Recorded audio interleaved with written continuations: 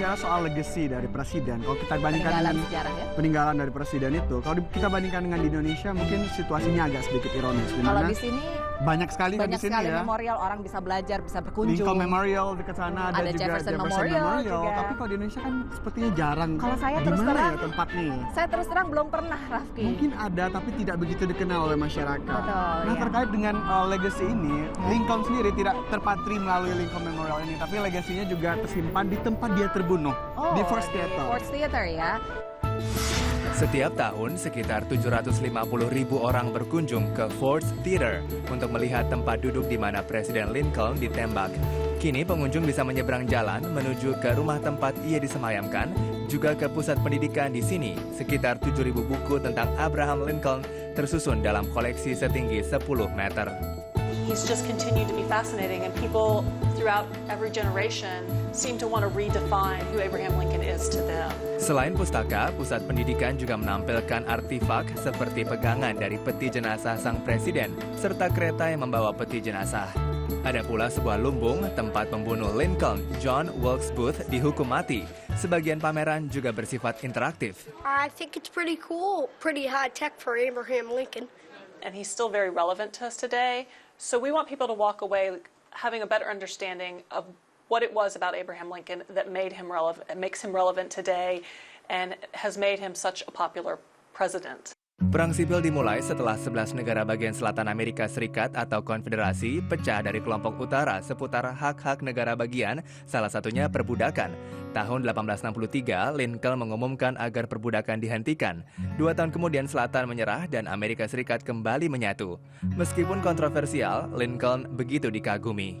The fact that he had an ability to relate to the common person because he had come from humble roots himself. I thought he had to tackle a lot of problems, and I don't think anyone could have done that any better.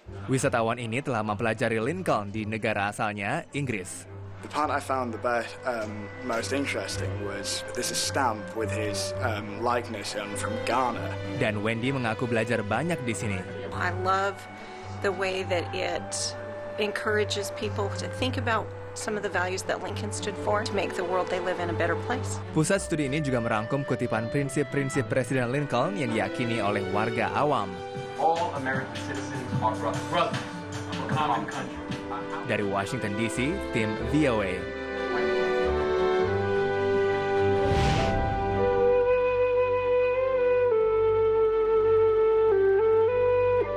Nah, bicara soal Thomas Jefferson ini kan bisa disebut sebagai tokoh yang kontroversial. Betul. Yang pertama, dia pemilik budak Dia pemilik budak ya. karena dia pemilik plantation ya, perkebunan, jadi dia punya budak. Ya, dan kontroversi lainnya juga terkait agama di sini, hal yang sensitif. Di mana Thomas Jefferson ini awalnya adalah orang yang pertama kali menginspirasi soal the wall of separation between church and state. Nah, jadi pemisahan antara negara. Agama dan negara. Agama dan negara itu Thomas Jefferson ini yang memulai. Tapi nggak hanya itu aja ya, Rafki. Ada hal lagi yang kontroversial? Iya. Kita lihat. Pada tahun-tahun terakhir sebelum wafat, Presiden ketiga Amerika Serikat Thomas Jefferson memotong-motong halaman Injilnya. Even though he realizes as a Republican Party leader that this will be a very controversial act. Harry Rubenstein adalah kepala proyek restorasi Alkitab milik Thomas Jefferson tersebut. Injil Jefferson Bible atau yang lengkapnya berjudul The Life and Morals of Jesus of Nazareth kontroversial karena menghilangkan bagian tentang kebangkitan Yesus dan sejumlah mukjizat lainnya.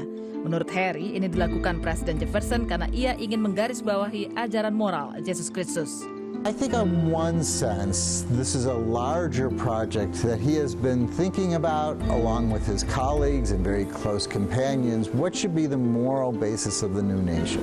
Pada awal 2013, sebuah LSM bidang pendidikan dan humanisme menerbitkan sebuah versi dan mengirimnya ke DPR.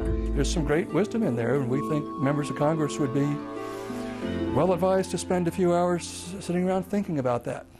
And at the same time, well advised to recognize that there's some other stuff in there that's maybe not so good. Menurutnya Presiden Jefferson bukan satu-satunya pemimpin Amerika yang mendekonstruksi image atau ritual tradisi keagamaan. Presiden pertama George Washington dikenal taat namun menolak komuni. Thomas Paine, pelopor revolusi kemerdekaan Amerika, menyebut agama sebagai ciptaan manusia. Thomas Jefferson banyak terinspirasi oleh George Mason, salah satu perumus Deklarasi Hak Warga Amerika atau Bill of Rights, yang mengutamakan kebebasan berpikir rasional. Namun bagi kelompok kanan Kristen yang berpendapat bahwa berdirinya Amerika Serikat merupakan rencana Tuhan, berkeras bahwa keyakinan agama warga Amerika tak tergoyahkan, kecuali dalam beberapa kasus. You know, we go through seasons and we make mistakes and sometimes we get angry at God. Pada Monumen Jefferson Memorial tertulis kata-kata sang presiden bahwa setiap orang berhak atas opini masing-masing dalam hal agama. Banyak warga yang yakin para bapak pendiri negara ini percaya pada pluralisme. I believe that they're mostly open to all religions, and that's why people are coming to here to the United States versus escaping oppression in other countries. But I do believe with them having the Christian values that they are more on the Christian faith. Thomas Jefferson dianggap sebagai salah satu intelektual paling berpengaruh pada masa pembentukan Amerika Serikat. Tapi sebetulnya ia hanya bermaksud berbagi gagasan-gagasan radikal ini untuk teman-teman terdekatnya karena takut menimbulkan kontroversi bagi generasi-generasi berikutnya. Namun ternyata itulah yang terjadi hingga kini. Dari Washington DC, tim VOA.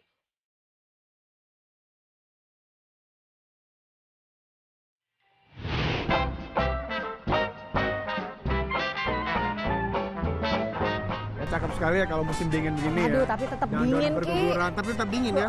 Mungkin pemirsa melihat ini panas, cerah, tapi Kelihatannya sih dingin. hangat, tapi sebetulnya dingin pemirsa. Ini 32 derajat Celcius. Beku. No. Iya, no. 32 Fahrenheit. Fahrenheit No, maksudnya. itu Celsiusnya. Iya, tapi pemirsa sekarang kami istirahat dulu. Jangan kemana-mana ya. Karena setelah ini akan ada berita lagi terkait presiden atau pemimpin. Iya. Bisa raja juga nih. Iya. Ya udah, jangan kemana-mana, tetaplah di Dunia kita.